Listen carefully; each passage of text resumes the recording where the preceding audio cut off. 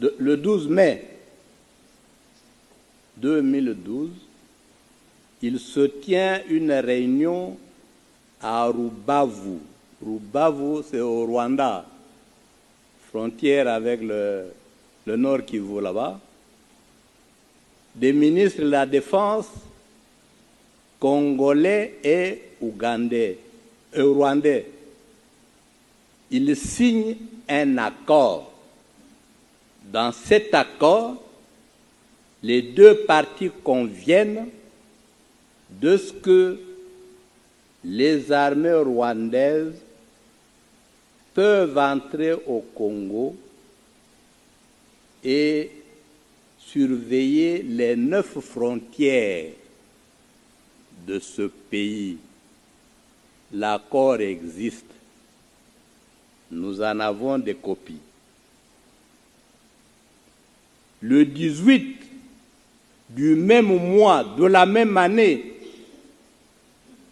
le ministre congolais et le ministre rwandais des Affaires étrangères se rencontrent à Kigali. Ils signent un accord. Dans l'accord, ils acceptent que les services de renseignement rwandais peuvent entrer au Congo, sillonner toute la République pour assurer la sécurité. Ils le font chaque jour. Nous avons accepté, pendant que nous dormons, les autres circulent, repèrent les sites miniers, contrôlent nos frontières, sillonnent tout le pays. Enfin, c'est-à-dire pour l'exposer, parce que les données, nous en avons à revendre. Le Congo et Kundabatware, le CNDP. L'accord reconnaît aux Rwandais le droit d'être congolais et de participer à la vie politique congolaise, d'être candidat et d'être élu. Nous avons signé cet accord. La partie congolaise a été représentée par M.